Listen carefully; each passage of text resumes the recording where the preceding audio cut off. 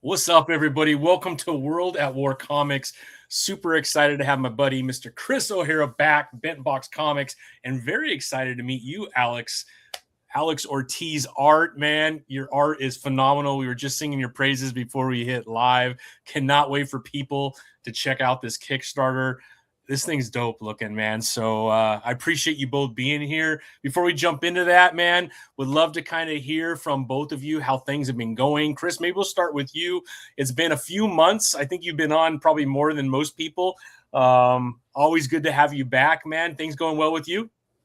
Yeah, things are going well. It's busy. Everything at BentBox has been a lot of fun. We're growing well. More and more books every day. We got some big cons coming up, so it's just busy. It's a lot of fun. I was actually having this conversation with Alex not that long ago. I've been so busy with the business side of things of BentBox, and honestly, bringing Alex on, working with Roy Stroyer with his book. I'm lettering it, so I have a lot of hands-on stuff I'm doing, which I love. So much fun. At the same time, I was like, I'm really jonesing to write something and make something, what I originally did with Artificial. So that might be a spoiler real fast. Alex and I might be working on a project and everything, but just been busy, having a lot of fun, just growing the library. So we got a bunch of new stuff. Well, that's awesome. And then Alex, I have not had the opportunity to meet you or see some of your work, but I'm in love with your art style, my friend. I would love to know what's been going on behind the scenes, how you connected with Chris over at BentBox. I think you're with a really cool guy. And if you could kind of give us a little bit of background, that would be awesome, man. Yeah. So I've actually been working on the project for a long time, probably too long, really, give or take 4 to 5 years kind of thing. I've just been working on pages behind the scenes, posting it, getting my social media as live as possible, I guess. And then Chris had actually hit me up one day, and he liked what he saw, and I was like, okay, dope. There's a publisher, okay. And then I looked up their website, and I read some of their content that they have on there. I was like, this actually could be a pretty good fit, because their books, I like the depth that comes from their books. And that's what I'm all about when it comes to storytelling and stuff. So we linked up, talked about it, hashed it out, and then here we are. Yeah. Well, I think I'm trying to think. I know Artificial was one of the first books that I read from BentBox, issue number 1, and I was just blown away by the storyline. It doesn't make sense, but it makes all the sense in the world. Storyline. It was so unique of a story. That I'm not too sure too many people could come up with a storyline like that.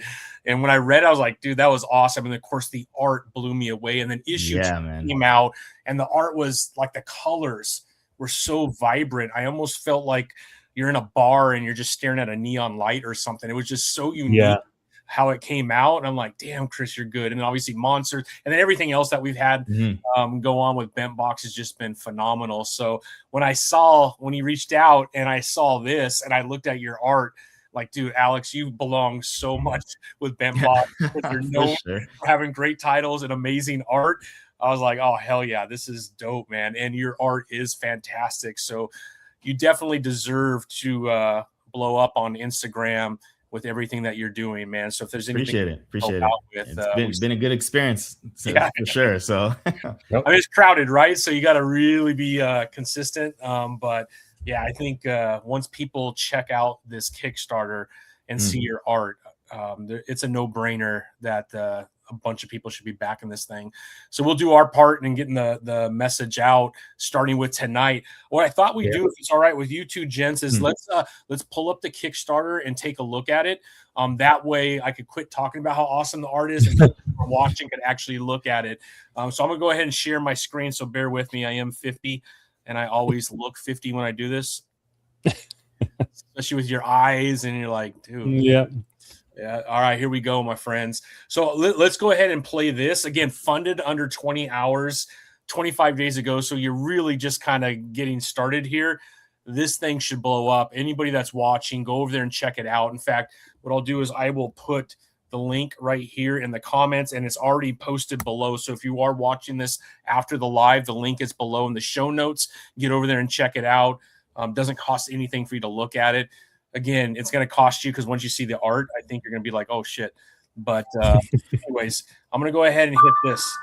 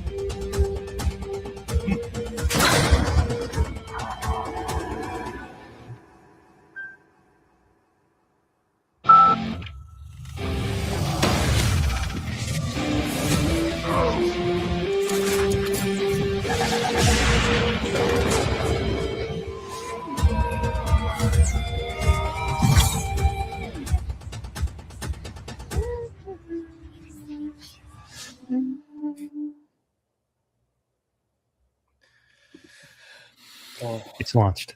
That's freaking phenomenal. Yeah. Hey, the comment, you guys got to come out with like a 30-minute animated film, man, because that was right. dope. Right. Yeah. That's the pilot. That'll be next. Yep. In time. I do want to give a shout out there. That was by one of my buddies, Crow Maru. He's more active on Instagram than any other platform. That's just at Crow Maru. His work ethic is insane. So I hit him up, and within shorter than a month, I'd say about 3 weeks, he had the whole thing done, just completed, ready to go. He's great to work with. He's a solid animator right there. Yeah, that's an understatement. That was pretty dope, man.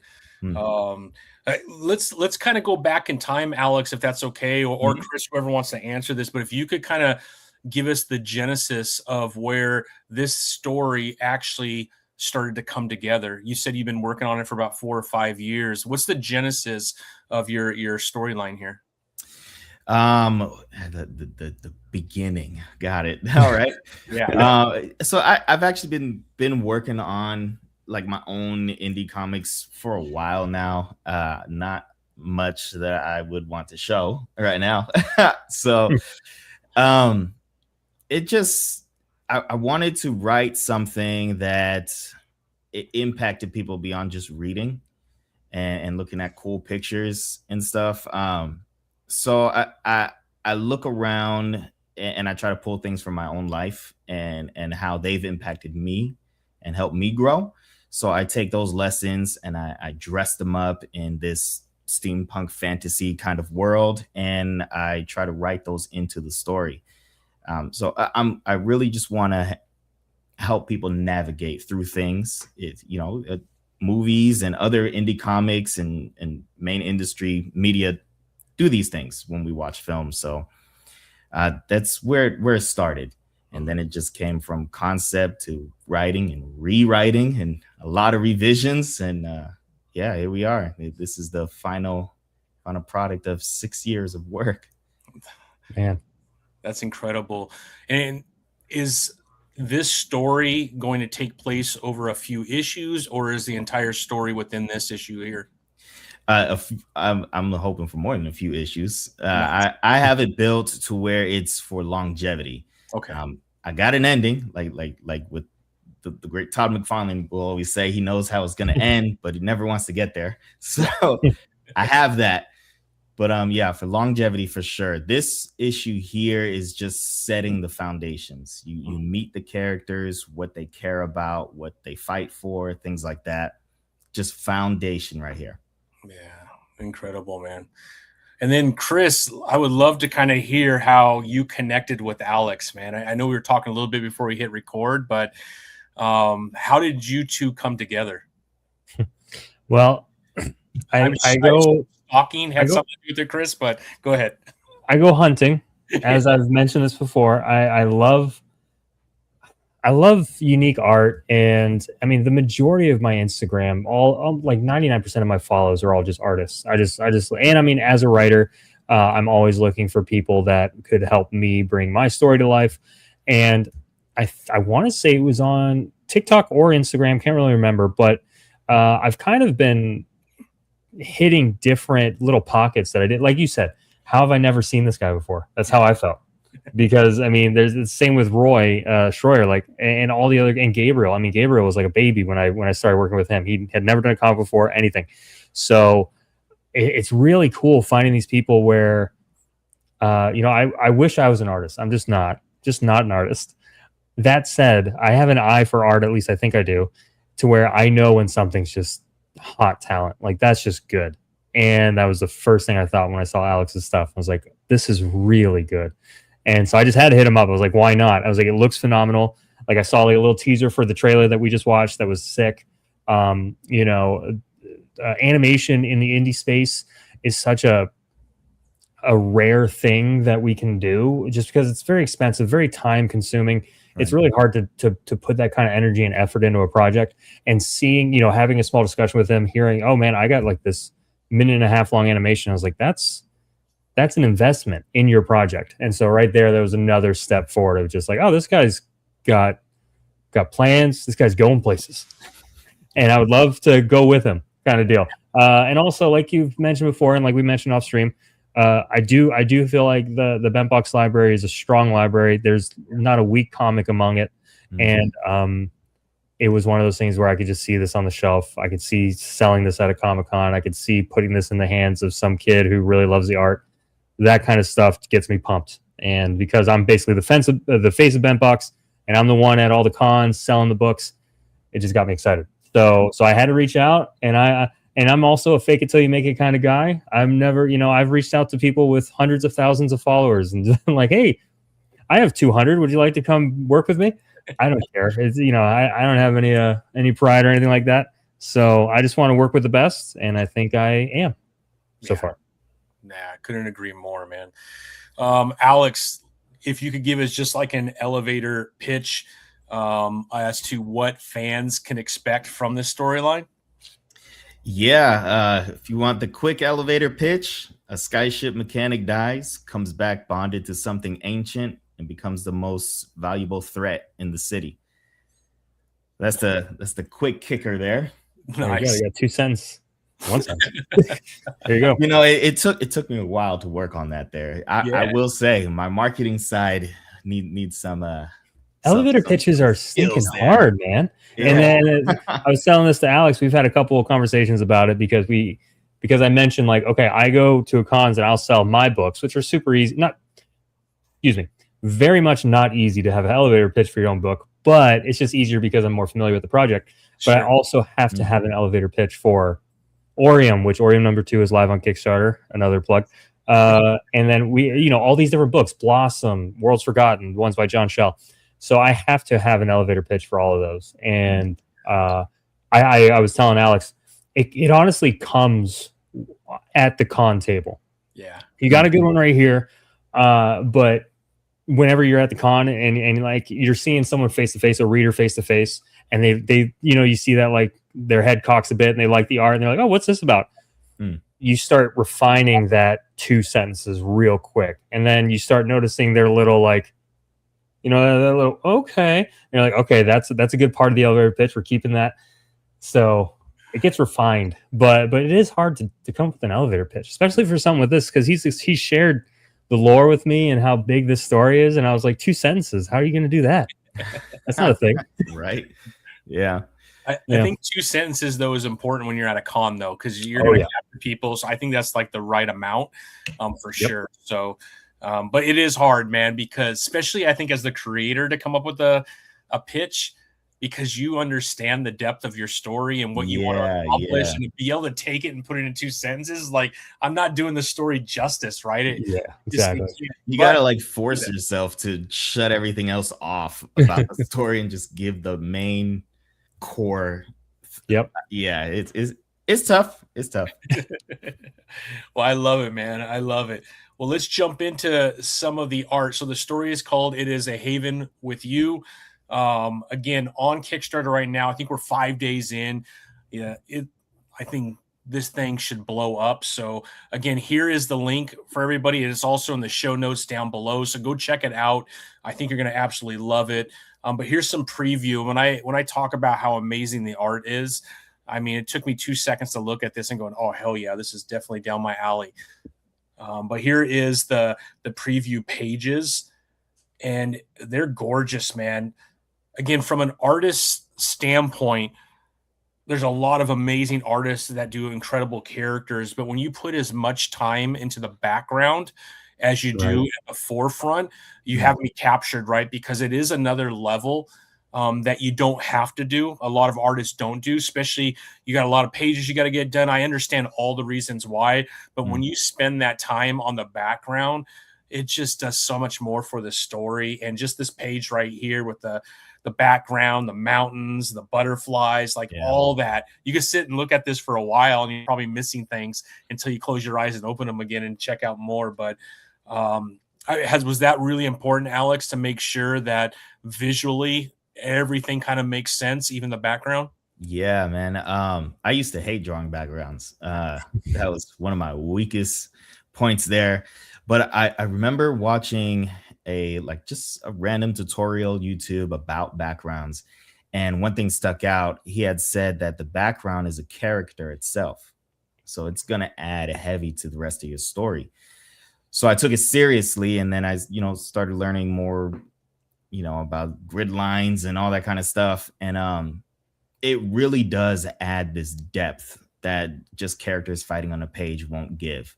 It lets the reader know like where we are, what they deal with, how, even the wind and what the grass and the trees and all the architecture looks like adds a different kind of weight to the story. So yeah, now I take it very seriously.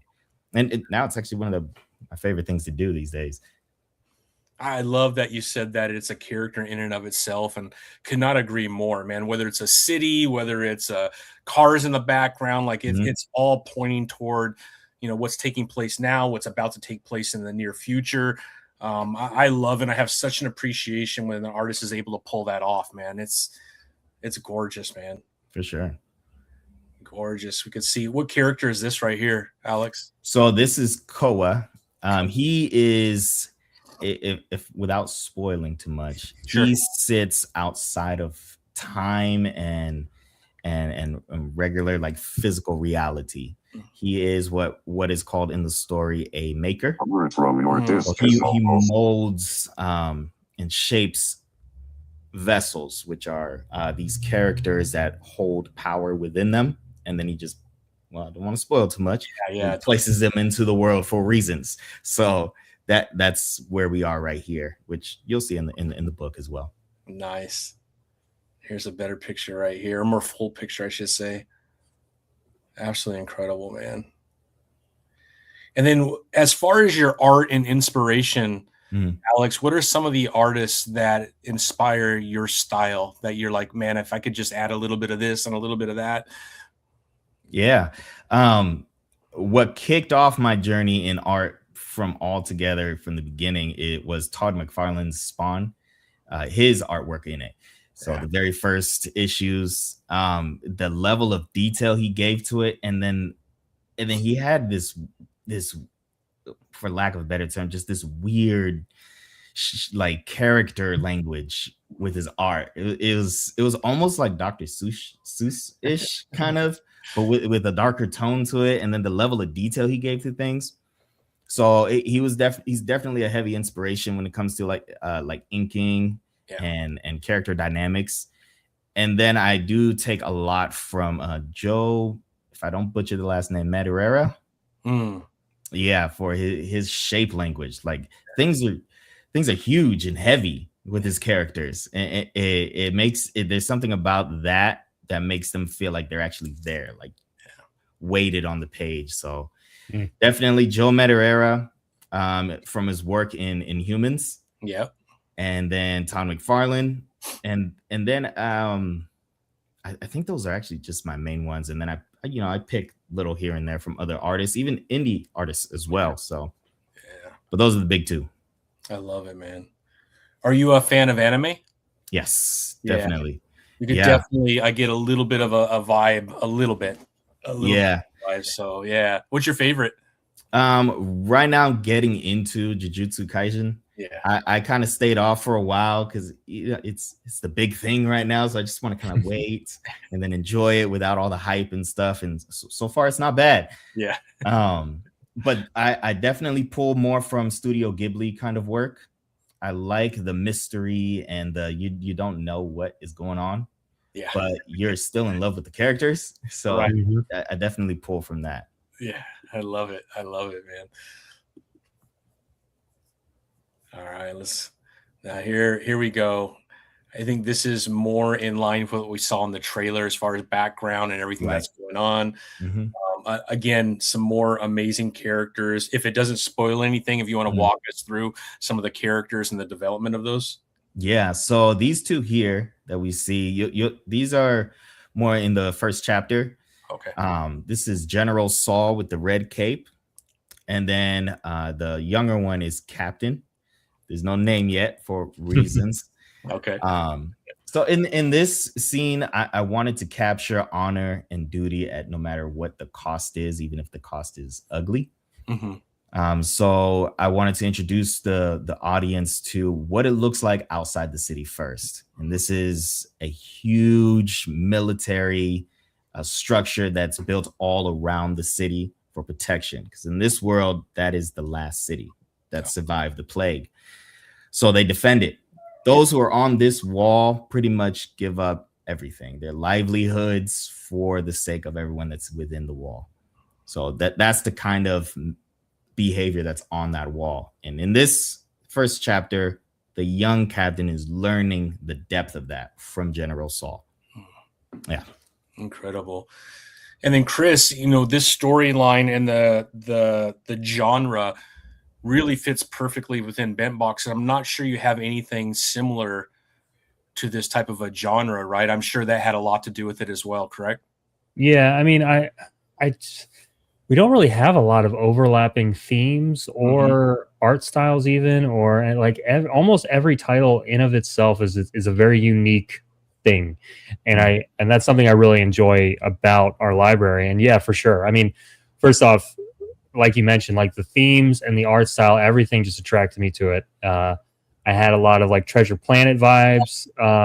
Like there's so many different things that it hit for me. And I mean, even in the little description up above, there's a section where Alex kind of says, like, if you're a fan of this, this, and this, you're going to love, the Goonies, all these different, just basically my childhood. So thanks, Alex. Basically it hits pretty hard. But seeing, the character design, the world building, and the little bit of lore that I've been exposed to, I'm on board. And so, like you said, I can't point to anything else that has this. So I just love the fact that it's just one more little puzzle piece that goes into BentBox that we can be like, hey, if you like this, we got it. Yeah. So, and it's gorgeous. So, cherry on top. Cherry on top for sure, man. Now, when I think of the Spawn universe, man, this is like, I don't know if you're reading The Curse of Shirley Johnson right now, but if you're not, you should, because it's Jonathan Glapian, who is one of the best artists in the world. But the cape is giving me Spawn vibes all day, every day. I love it. It's one of my favorite pages when I saw this. I'm like, oh man, that's dope. Yeah, this is definitely all Spawn inspired from the shape of the mountain, everything. Definitely inspired. The way he does his composition on his pages, I take a lot of notes from that. Yeah, I love it. And then maybe you can't answer this, but a lot of butterflies. I'm assuming that plays a major role because I've seen it on. Okay, that is one of the main key things. All right. We'll leave that. Leave it there. Yeah. Yeah. I hear you, man. But yeah, definitely getting that vibe. Like this is gonna play a much bigger role, I think, throughout your storyline. So I'm gonna keep that in the back of my little brain here. So dope. And then this one right here of the general and the captain, right? Yep. Yeah. Dude, he looks dope, man. Yeah, he's gonna have a pretty heavy role. Yeah, the captain too, but his I'm most excited for. His is like a I'm not gonna give too much. It's gonna be good though. It's gonna be good. You can't mess with us like that, Alex, man. Come on now. That's the hardest part, Alex. I get it, man. There's spoilers. Yeah, man. I got to be careful. He just goes through a very. All right, I'll give you this. So, I don't know if anybody's here has watched the Arcane series. Oh yeah, yeah, of course. And there's. You see, I can't even do that because that just gets too much. He has a very big role. I'm just all right. That's fair, Alex. I do want to be surprised when I do get it. Yeah. But you really. I mean, that sets it up right there for something I'm interested in. You mentioned Arcane. I'm like, all right, so it's gonna be good. Got it. Yeah. That's enough. Absolutely, that beard is dope too, man. And now this character, which we saw on the mountain, can you talk a little bit about that character? Yeah, she is one of the main antagonists in the book. So there is this concept that's in the book that is, how am I going to say this without giving too much? So I'll give what is in this book here. Okay. And not too much to where you'll still be surprised. She is the threat that they have been facing for generations. There's a once a year event that happens that they prepare for when she shows up, and she attacks the wall and they defend. Wow. And this has happened for generations. And I'm not going to tell you why, but that is what she is. She is the ever-growing threat that they deal with constantly and have. I'll leave it at that. Sounds good. And that is. Do you want to share her name, or is that a spoiler? Because Yes, I love her name. She is now she has a name, right? Not that, but to the city and the people of the city, she is looked at as this terrorizing threat, and they have come to call her the Ash Mother. The Ash Mother. Mm-hmm. I love it. I won't ask too much about right behind her. I have a feeling that has something to do with it. Yeah, definitely. Very good. Yeah. Mystery, man. I got mystery. I do the Studio Ghibli thing here. I leave breadcrumbs until you get to like page 19 and you're like, oh, wait, this was this. And now it makes sense. Yeah. I love it. Well, she looks awesome. Definitely one of my favorite designs there. Yeah, for sure. She's dope looking. I like the color of her hair too. Mm-hmm. That was inspired by the Hercules movie. With the it's Hades cool concept. Yeah, Hades. Yeah, it's fantastic. That honestly, so as much as the art is phenomenal, I think the colors are what really attracted me to it. And I want to say, Alex, like first up when we first started chatting, I think I said, dude, the colors are sick like 7 times. Like that was just the main thing I was focused on. And I think it's just because it really appeals to even my lighting source here in my bed. I love teal and like that pastel colors. And then that green is just beautiful. So yeah, I'm with you on that. And Alex even said, he's the artist, the writer, the artist, and the colorist. So he's, a one-man band. And he even said that he wasn't super confident. I mean, if you don't mind me sharing, you're like, I'm super confident in your color game, but I'm like, don't be confident. You're good. Yeah. I think it just stems from I don't have a mainstream way of coloring like a pipeline. Mm-hmm. Right. It's just the page is black and white, and then I just lay things down and mix and match and hope it works. And so far the process is working. So it's working, man. It is working.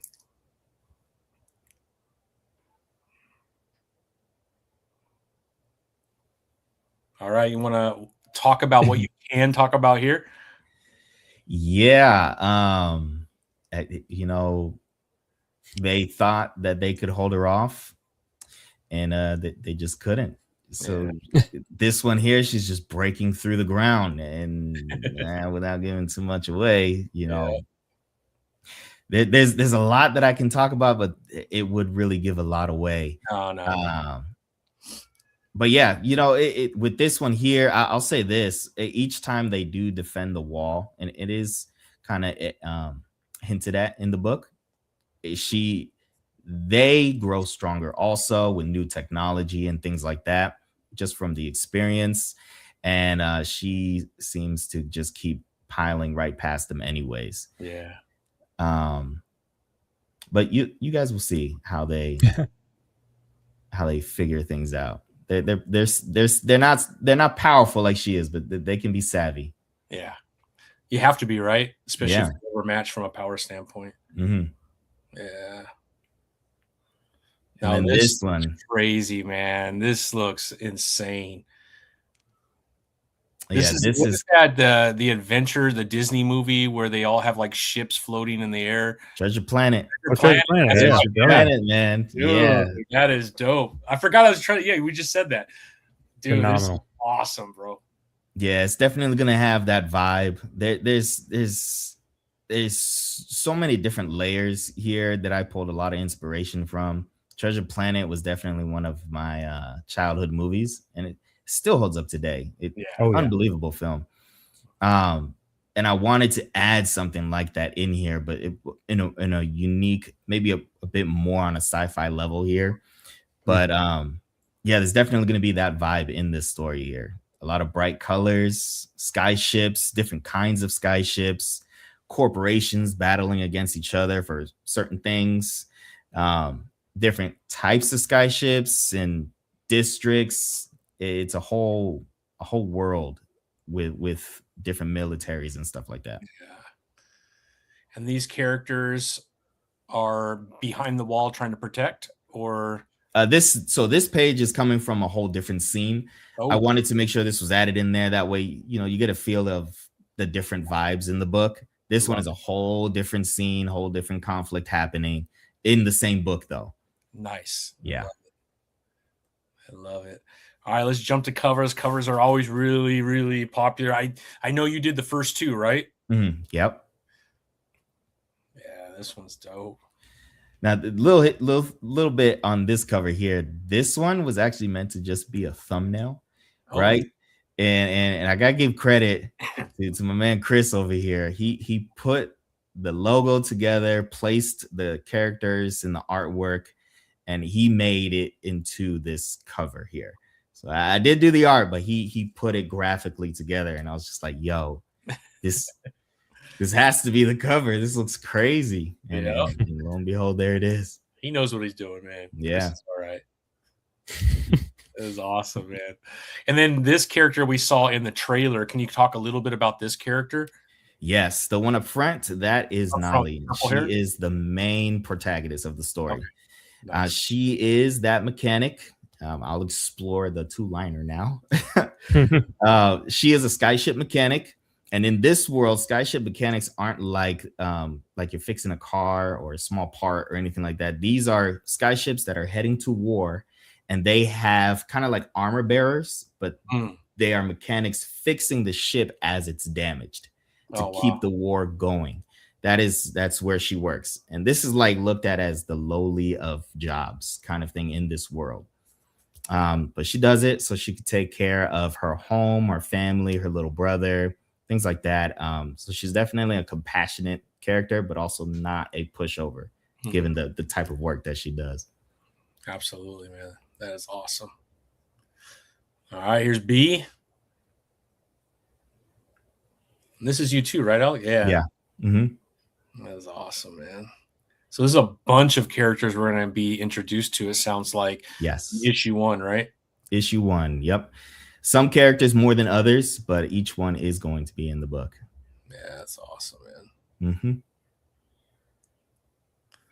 And then we have Wally McNair. Wally McNair. Yeah, that's my buddy there. He has this just old school kind of, he does a lot of like Afro samurai kind of vibe kind of work. His Instagram is Wally McNair. You'll be able to find him. But I asked him, I was like, hey, would you be down to do a cover? He jumped on it right away. We're good buds. He sent me this and I was like, oh man, this is sick. This is sick. Yeah. I love it. Definitely getting some pretty cool vibes on the sword too, man. Yeah. Yeah. I'm a big fan of Berserk and anime. Berserk is crazy. Berserk is crazy. Insane. I think that and Chainsaw Man are my two go-tos right now. Yeah. I haven't read the manga for Chainsaw Man, but I started watching the anime, and that's just... It's ridiculous. Yeah. Awesome. It's making me want to read the book. Yeah, the books are good too. I've read a couple of them, not all of them. That and Demon Slayer. I have a lot of books of Demon Slayer and Chainsaw Man. All right, man. Let's get into some of these rewards. Now we're talking business, how you can get in there and back. So obviously you got the digital version of it right there. But I'm telling you, the way this thing looks, you're going to want a physical copy, I think, as you're going through this.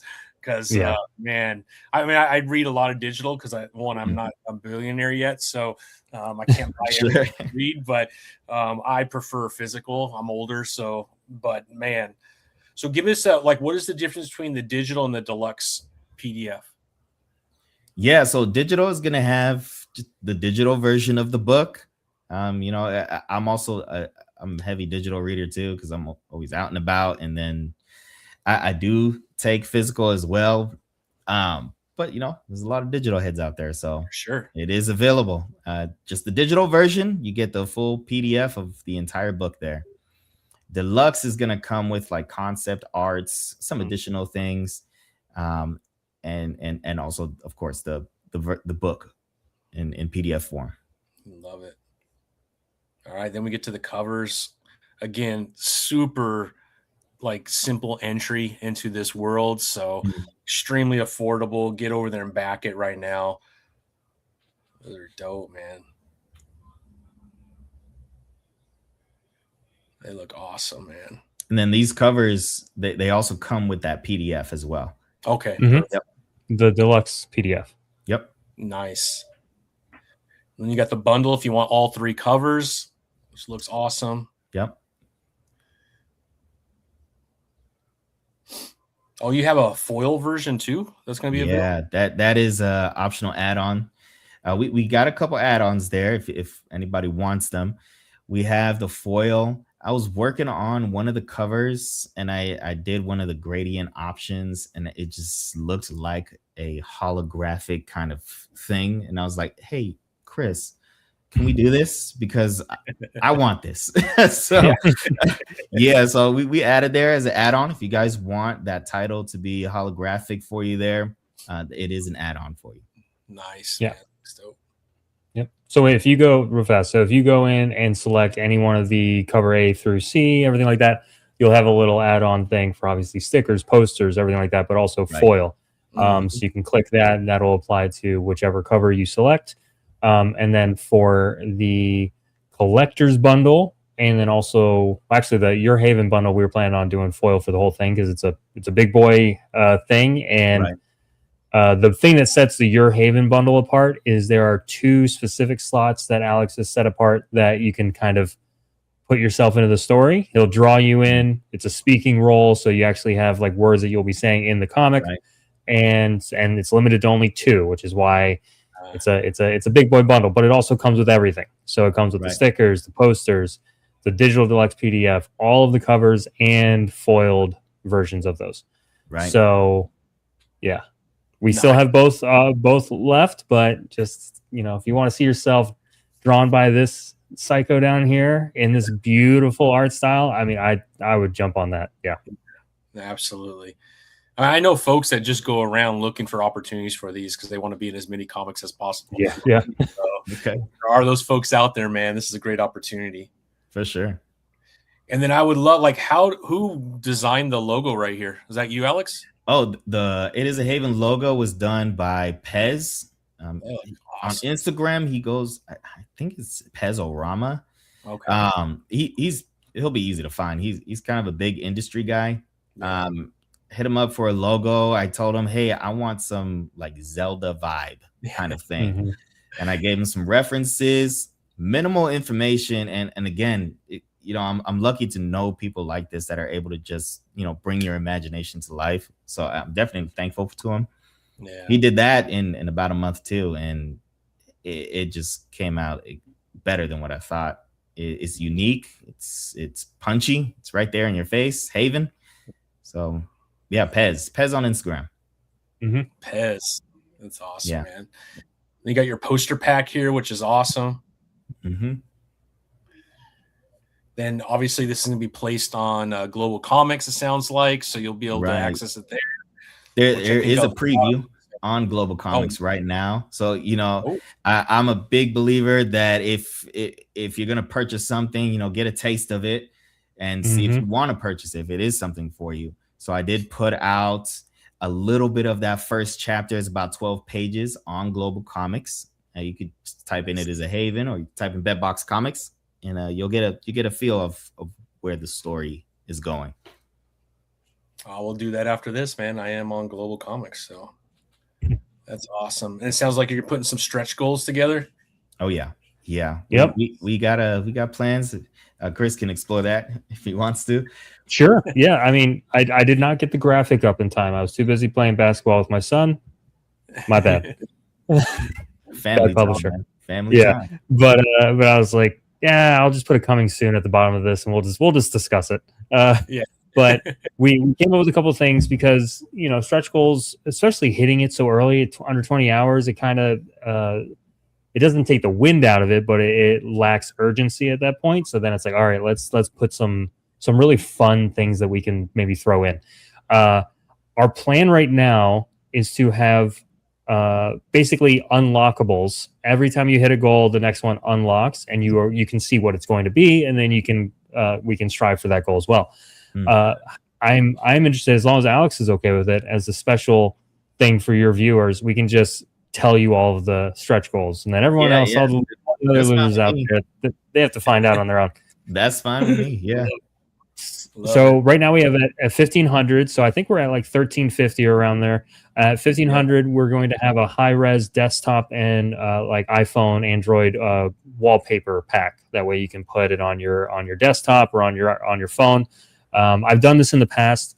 I try and make it as like customizable as possible, as in like I like to make it to where the swipe is important and actually built into so it'll be cool.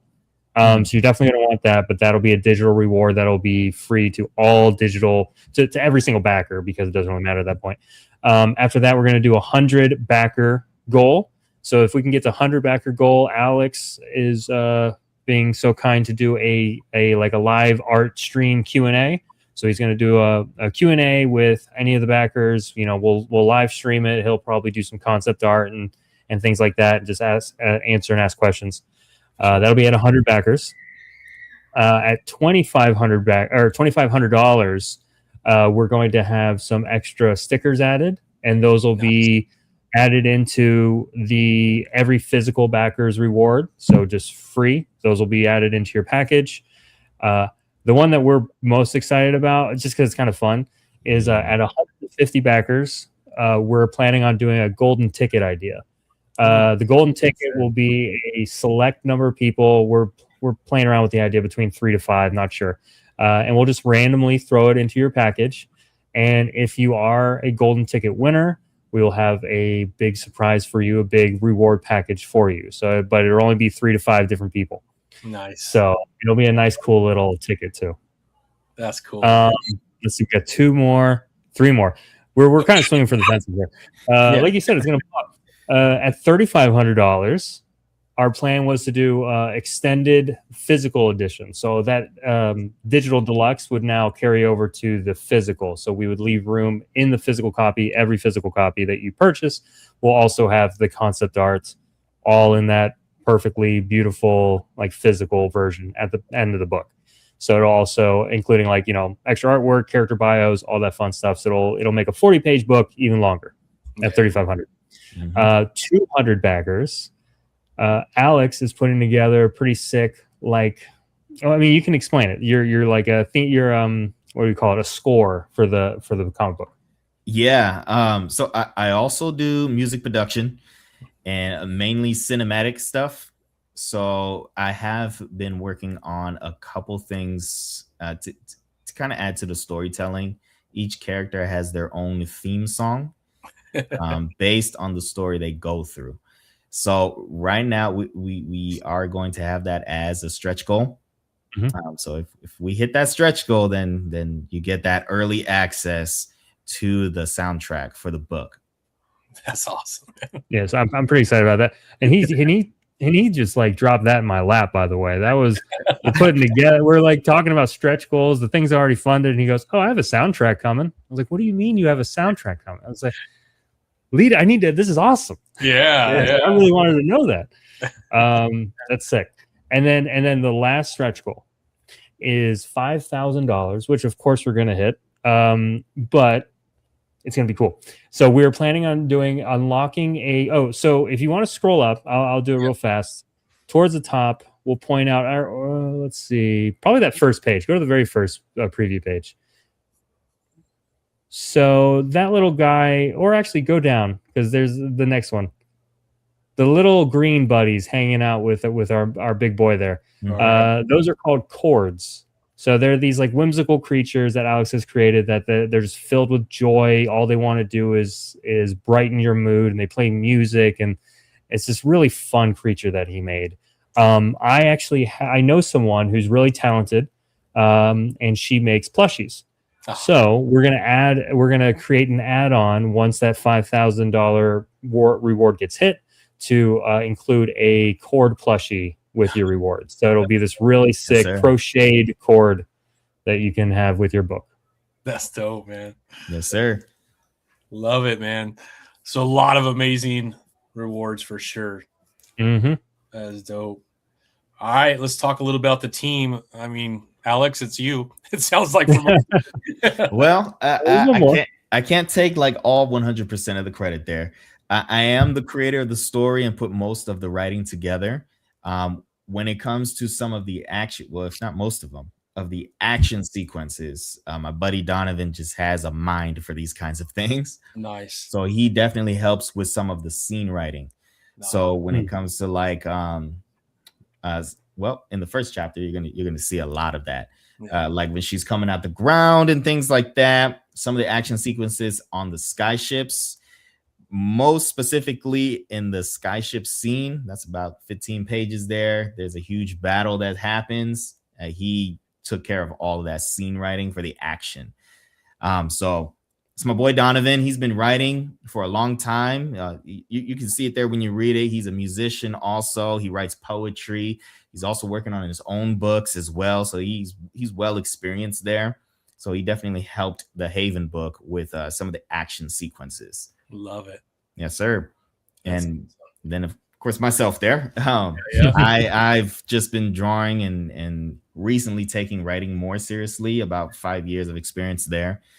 So, yeah, that's the team. Just us two there. Nice. And who's doing the lettering for you? I'm doing the lettering as well. You are doing a lot, man. That's awesome. Very good. And then the BentBox Promise, which I could tell you I own, I think, everything you've ever made. A lot of really good stuff, man. Yeah, really good stuff. Beautiful, guys. Freaking phenomenal. So I'm going to pop up the Kickstarter link again. Sorry, I didn't mean to block you there, Alex. But yeah, head over there. It's below in the show notes as well. Get over there and back it today, because this thing is going to, I think, explode, man. We got to get the word out, bro, because this thing is awesome looking. It's gorgeous. I appreciate it. Absolutely beautiful. Yeah. I cannot wait to get it. It looks like you're targeting, is it May timeframe? As close as we can get there. The book is done, so there shouldn't be too long of a wait time. There's just the whole, get ready for print and shipping and all that kind of stuff, and then the time to ship. Just the basic things, but the book and work is done, so shouldn't be too long. Nice. And then as far as how people could follow you, Alex, on Instagram and everywhere else you're at, I'm on everything except for it's X now, right? I'm on TikTok, Instagram, YouTube. You can also find the animations there, and we are also working on another animation. So if you guys subscribe to the YouTube, or just stay tuned, we have another one coming. But yeah, art of Alex Ortiz on all the platforms. Nice, man.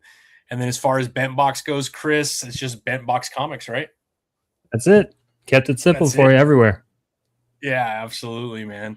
Well, gentlemen, I am really thrilled about this. I cannot wait. I've already backed it, but everybody else that's watching, thanks for joining us. Get over there and back it and check it out. At least go thumb through it. I think once you see it on your own computer right in front of you, you're going to have to agree that this thing is phenomenal. The thought and the design and everything of how it came to be, Alex, sounds amazing. Yeah, I cannot wait to get my hands on it. I appreciate you guys hanging out with me tonight. This has been a blast. Chris, always love seeing you, my friend. And then Alex, I hope this isn't the last time.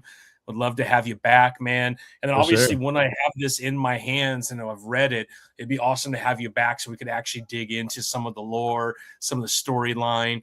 That way people get a chance to get it, in their hands first before we start to spoil some things. Yeah. Because I have a lot of questions just off those few pages that I saw, man. For sure. Yeah, sure. I'm definitely open to it. I do appreciate you having me on. This is a big deal to me with the book and everything. And yeah, thank you. Appreciate it. Absolutely. All right, everybody. The link is right here. Hang tight, guys. Everyone else, thanks for hanging out with us. Get over there to Kickstarter. Back it today. Thanks, everyone. Have a great night.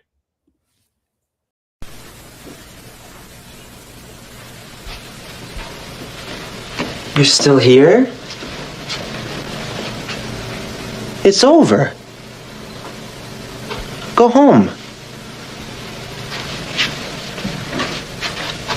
Go.